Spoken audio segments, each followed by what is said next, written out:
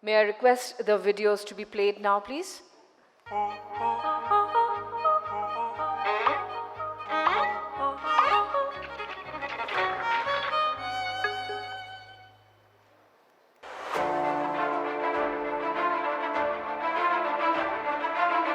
मध्य प्रदेश के चहुमुखी विकास में जुटी कमलनाथ सरकार ने मात्र कुछ महीनों में अपने 83 वचनों को पूरा किया है।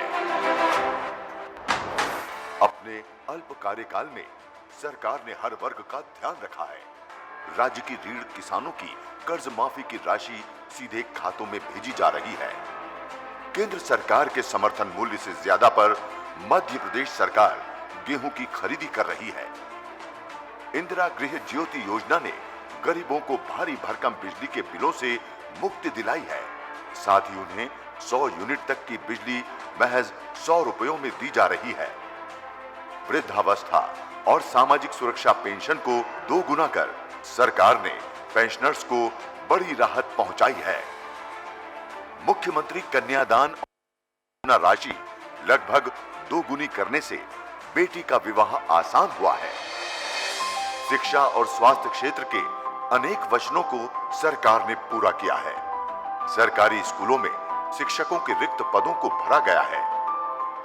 अन्य पिछड़ा वर्ग की आरक्षण में वृद्धि की पुरानी मांग को सरकार ने वचन के अनुसार पूरा किया है।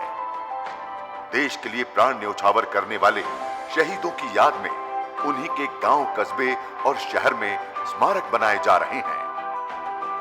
गौवंश रक्षा के लिए गौशालाओं का निर्माण हो रहा है। आध्यात्मिक विरासत के संरक्षण के वचन को पूरा करते हुए सरकार ने पुजारियों का मानदेय बढ़ाकर 3 गुना किया है। राज्य के युवाओं को रोजगार देने वाले उद्योगों को प्रदेश में औद्योगिक इकाई स्थापना पर तमाम सुविधाएं देने का नियम लागू किया गया है। प्रदेशवासियों ने राज्य सरकार को 5 सालों का वक्त वचनों को पूरा करने के लिए दिया है, लेकिन मात्र कुछ महीनों में 83 वचन पूर्ण कर कमलनाथ सरकार ने अपनी इस दृढ़ इच्छा शक्ति से जनता को दर्शाया है कि वो इन 5 सालों में हर वचन को पूरा करने में कोई कोर कसर नहीं छोड़ेगी। मध्य प्रदेश बदलाव का पहला पड़ाव। Ladies and gentlemen, we'll start off with the conference sessions, and our theme keynote is Winning in this VUCA World. And our keynote speaker is Mr. Sumit Bhattacharya, SME advisor and mentor for startups and SMEs. Before I hand over the session to him, here are a few lines of introduction from Mr. Sumit Bhattacharya. Mr. Sumit Bhattacharya has over 40 years of work experience, out of which 25 years have been in the Indian and global ITES industry. He was a founder management team member of HCL BPO and mentored one of the pioneers of global remote infrastructure management services during their startup phase. From a business expertise perspective, he has conceptualized and executed result-focused business and marketing strategies and programs, led mega deal sales pursuits, and managed multiple over $100 million ACV client engagement relationships. In the recent past, he has been developing strategies and models focused on the deployment of integrated IT services to generate measurable business impact and enable enterprise to succeed in an increasingly digitally disruptive and connected world. May I now request all of you to put your hands together as I request Mr. Sumit Bhattacharya to kindly come on stage.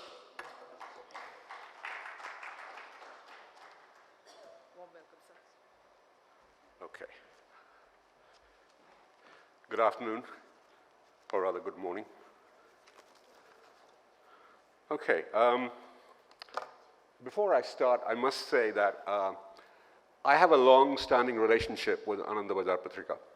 In fact, in 1991, I had the good fortune of addressing a group of senior managers from Ananda Bazar Patrika, including Avik Sarkar.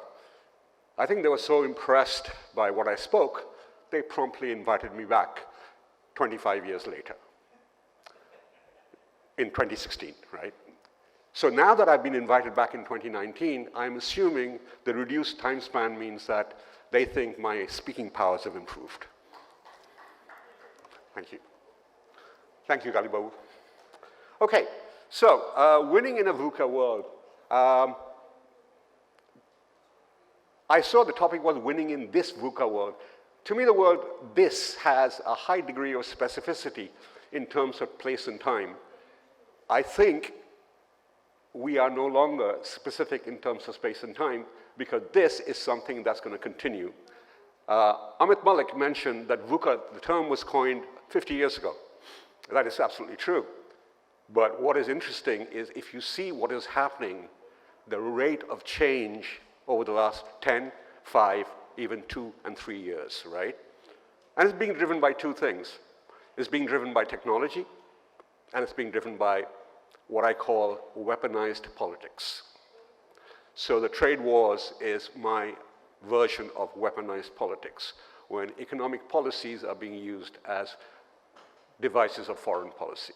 And those are the things that are impacting all of us. Not just big businesses, not just global businesses, not just businesses that have interests abroad. It's impacting corner stores, and we all know that, right? So therefore, when I talk about the VUCA world, it applies to everybody, including individuals, including consumers. In fact, strangely enough, not strangely enough, I mean, it's a very, very great thing that VUCA has made the individual consumer more powerful than ever. I mean, just to give you an example, about 10 years ago, there was a musician, David, can't remember his second name. He was flying from Chicago to Denver, and he was carrying his prized acoustic guitar with him, and United Airlines wouldn't let him take the guitar on board. And they said, no, you check in the luggage. He said, look, it's a very precious guitar. He said, don't worry, we'll take care of it. When they landed in Denver, the guitar was broken. He tried for 3 months to get compensation, and United kept pointing out to the small print.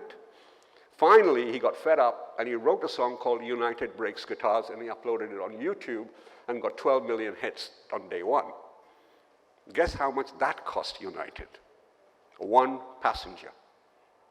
So VUCA has given the power of what I call the power of one to the individual.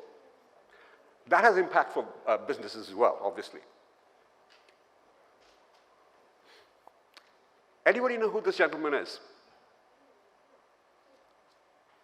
This gentleman is Hal Varian, the chief economist of Google. In 2013, he wrote the following lines.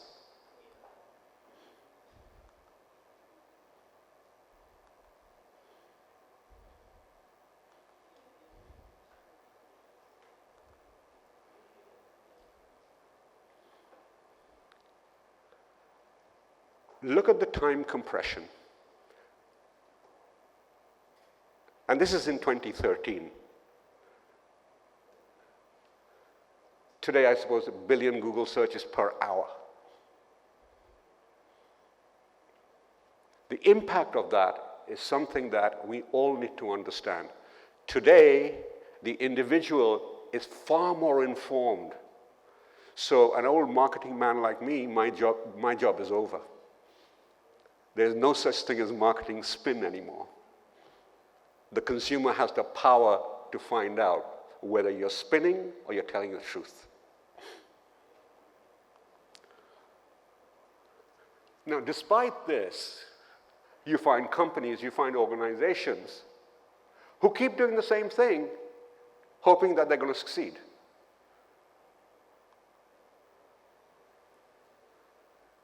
That is the definition of insanity. Doing the same thing over and over again and expecting a different result. And guess who said that? You're absolutely right. Okay? So we had the chief economist of Google. We had Albert Einstein. So now let's talk about the third great intellectual.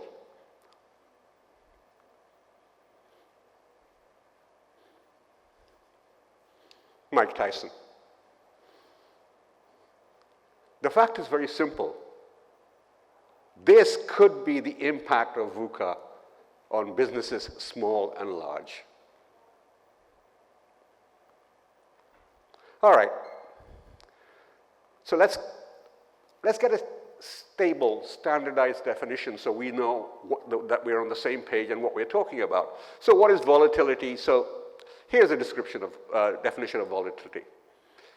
What drives volatility, how it's impacted, and how do we respond?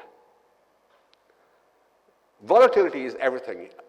Everything changes. The rate of change increases. For example, for the last 17 years, I've been mentoring a company called Market Topper. Market Topper is the pioneer of AI-based algorithmic trading in India. His 15-year track record in trading on currency, equity, and commodity futures is an annual return well in excess of 50%.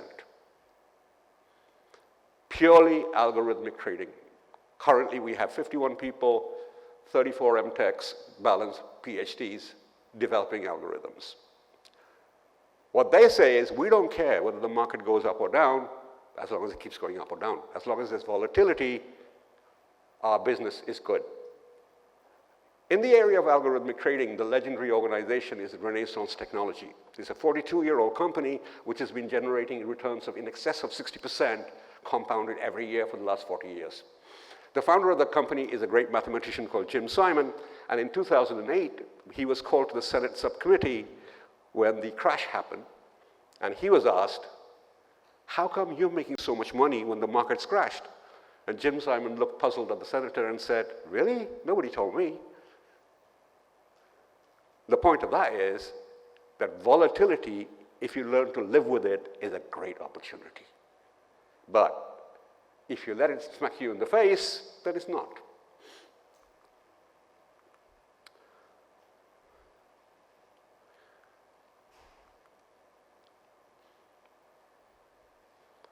Now, volatility and uncertainty go together. If the situation is volatile, it is also uncertain. And you can see some of the drivers: unpredictability, potential surprises, unknown outcomes. How do you handle that? You handle that by building what I call organizational resilience. You handle that by building what I call, Amit Malik was talking about organizational agility.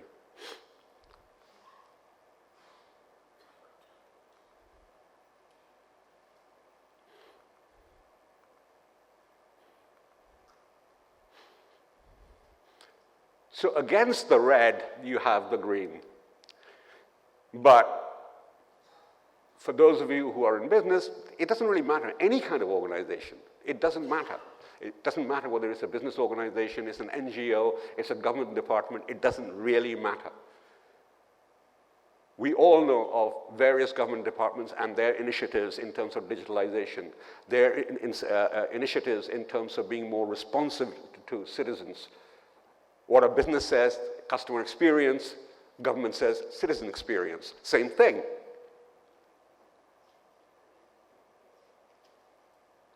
So this applies to everybody.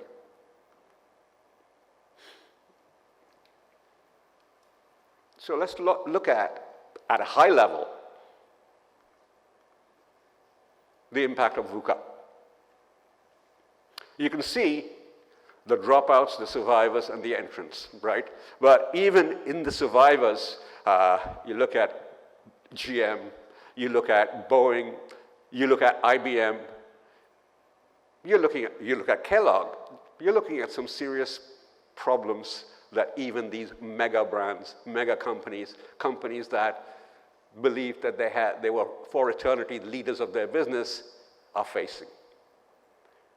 And they're facing those challenges not from equally large companies. They're facing the challenge from the market, from the consumers, and from smaller, agile companies who are willing to address true customer needs. Now, here's an interesting statistic. It's a KPMG statistic. Average age of Fortune 500 company has declined from 75 years to 5 years, from 1928 to 2018. And it's going to reduce further.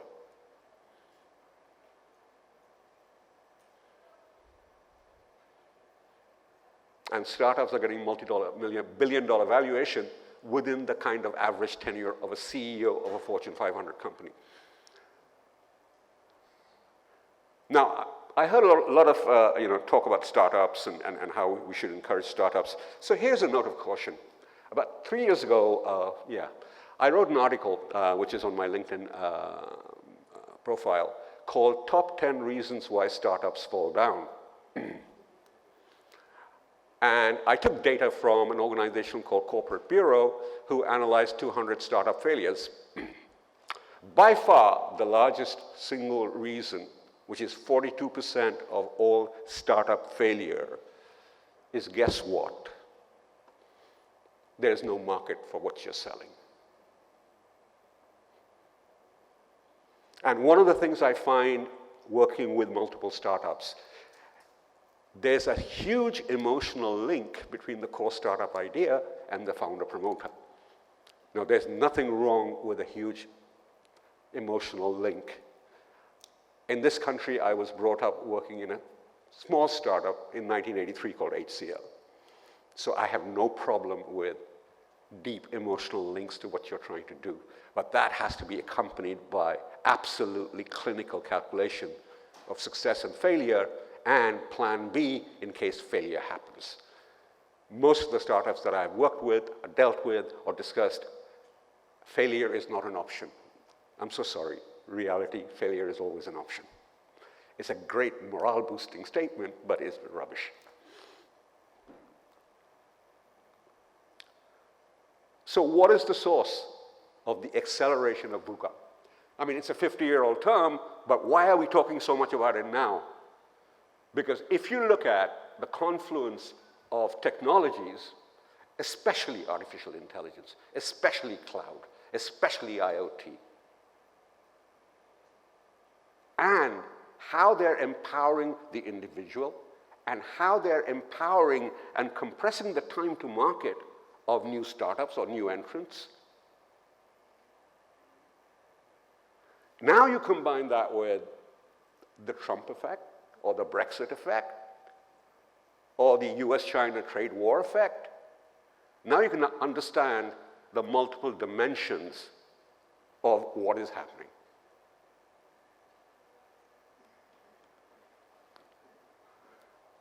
Just some idea about, where it's going, all right?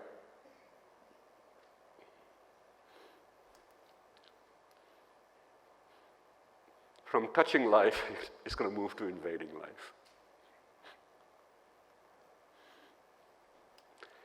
Now, in 2012 or 2013, the computer science and artificial intelligence class of MIT were asked to define 3 capabilities that machines are incapable, or will be, at least in the distant future, of being able to deliver on.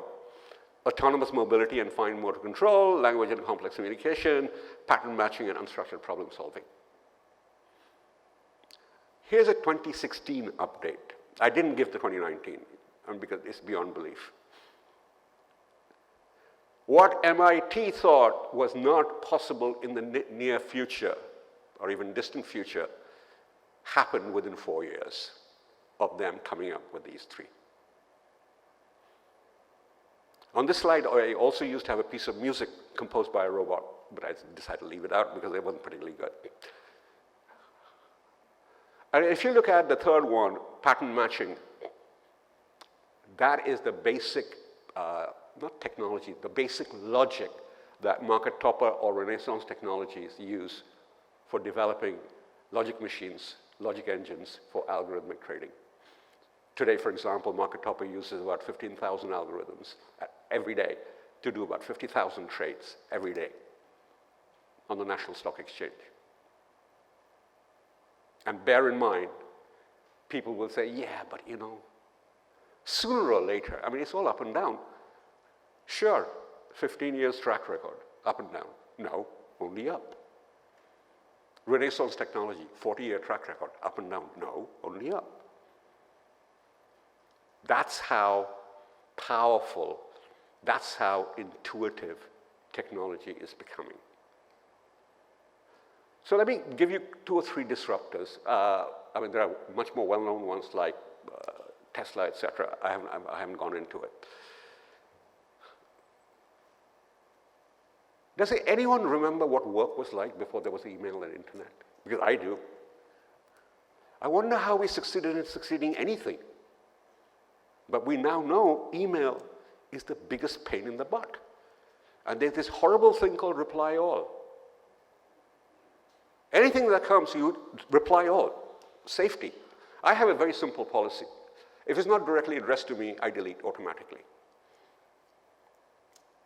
If somebody needs me that bad, they'll figure out how to get hold of me.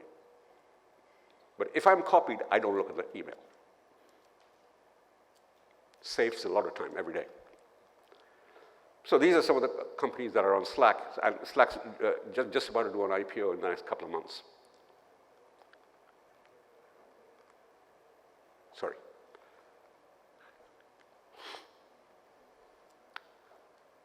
This is a beautiful device. It automatically rounds up the change of any credit card or debit card spend and puts it into a portfolio of different risk profiles which you choose. So if you spend $60 or $70 on something, it'll take the 30 cents and put it into the portfolio. And you can imagine the number of transactions you do a day and lose change that you actually have no use for, and that's getting used for generating investment. Even in agriculture.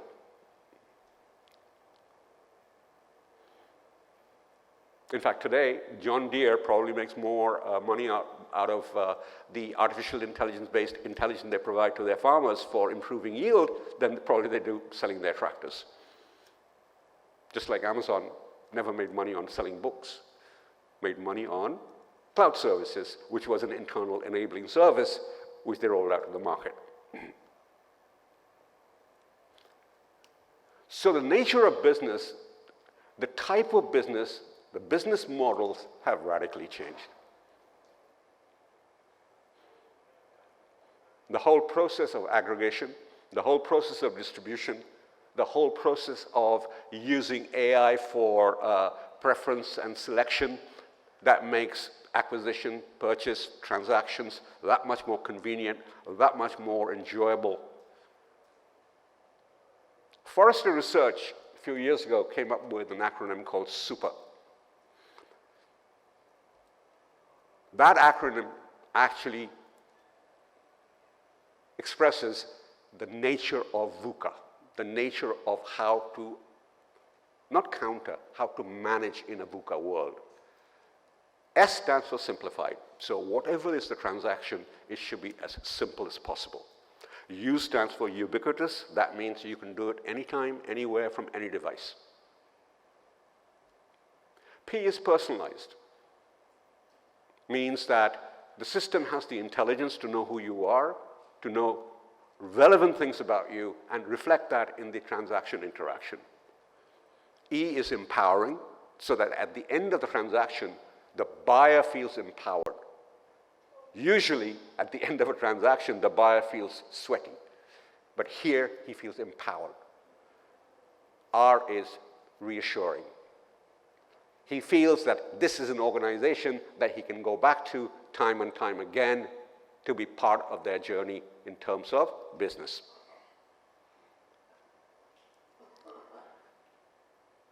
There's a simple, scary fact that we all have to face, right? Today, there's only one type of a company. There is no other type of company. If there is, it won't be there much longer.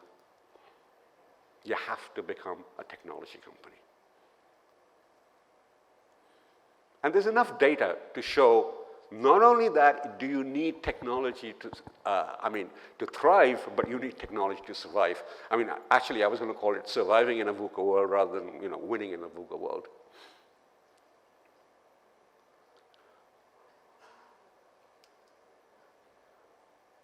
We have to redraw every single assumption that we ever had. The old ways of planning strategy, marketing communication, product design, customer service, all of which worked in silos, is gone. You can't. When I was in HCL, our biggest client was BT, British Telecom. And We used to do significant business with them. And they used to spend about $25 million a year with us tracking customer satisfaction. And every quarterly business review, I'd say, why are you spending all this money? Do you believe that there is a correlation between customer satisfaction and business? He said, of course there is. I said, really? Well, in the last quarter, I've improved your customer satisfaction by 10%. Your customer churn has gone up by 8%. So what's the correlation? The fact is there is no correlation. So why are you interested in customer being satisfied? The reason is very simple. We look at a transaction and the satisfaction related to the transaction. A customer looks at the engagement and the entire experience. There's a system called NPS, Net Promoter Score, which actually measures customer loyalty, not customer satisfaction. And customer loyalty is measured by what is the propensity of you recommending me to your friends to buy from me. That's it. It's a single question. And there's enough data to show there is a direct correlation between customer lifetime value and NPS scores. But to look at customer experience, it is not a single function job like customer service. So we have to rethink. A little bit more detail in terms of, what are the three areas that we have to rethink about. Again, let me just exemplify. In 2011, I moved to the US and I was the global head of marketing of one of the largest BPO companies in the world, based out of the US. They had a very strong team of lead generators who would generate leads by calling out. Over 3 years, I halved the team of lead generators, increased the volume of qualified lead by 300%, and increased the conversion by another 300%, which meant a 900% increase in actual business throughput. And all of it was through customer insight. All of it was through engagement programs distributed digitally. All of it through a highly controlled process where from 2% inbound, means 2% of prospective buyers who contacted you, we increased it by 14 times to 28%. That is what I mean by customer engagement. That is what I mean by customer experience.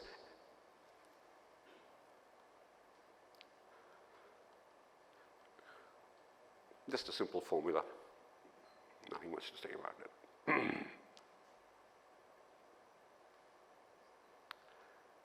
So there is a new BAU, business as usual, which I call business as unusual. And why is it business as unusual?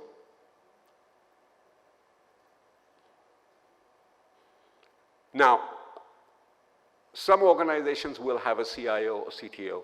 Some organizations may be too small to have somebody who's doing that full time, but every organization has a technology backbone of some sort, has a technology infrastructure of some sort. And the real pressure is coming on this person who carries that hat. So let me just give you an idea of what that is, okay? Social media. So the CIO hat is, he's now Chief Community Officer, right? Mobility and BYOD, bring your own device, so he's now Chief Device Officer. Analytics, so he's Chief Intelligence Officer. Cloud, so he's Chief Capacity Officer. IoT, he's Chief Appliance Officer. All of these technologies, in a greater or lesser extent, are already in your organization, or if not, will soon be in your organization. And when you look at what the enterprise pressure points on that person is, there's a business goal enablement, there's a managed IT challenge, right? That graphic is supposed to be between a rock and a hard place, but I don't know what the hell that graphic means. But anyway. So, VUCA, the good and bad and ugly, yeah?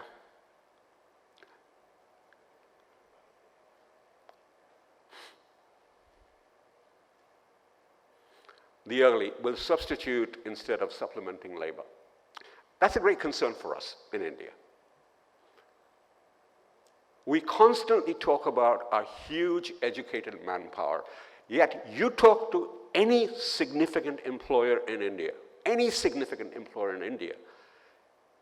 he will say, okay, but how many of them are employable? Employability is a huge issue even on basic skill level. And now, as Amit Malik said, the whole unlearning and relearning process, unlearning is the toughest thing to do. It's far tougher than learning. Especially if that's what you've learned for the last 20 years, how do you unlearn it in 1 year? That's a real challenge. I did have a slide, which I took out in the last moment, of two robots called Baxter and Sawyer, who do complex manufacturing tasks at $3 an hour. That's lower than the Chinese rate. I checked Google yesterday.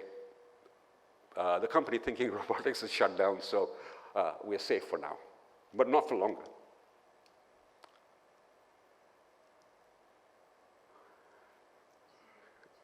We can see that happening here, right? Its major beneficiary will be an ever-decreasing minority. And okay, that is one of the major political mandates of this government, to reduce the value gap. So, obviously it's not something that's not recognized and realized.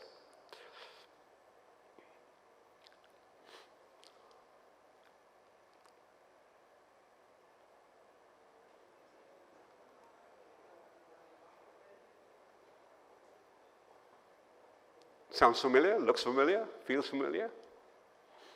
That's the reality, right? So let me leave you with the final thoughts from one of my favorite writers, right?